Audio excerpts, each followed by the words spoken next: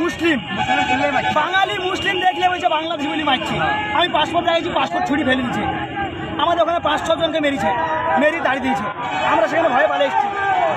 তাহলে আধার কার্ড দেখিয়ে আধার কার্ড তারা জ্বলিয়ে দিতে চাইছে।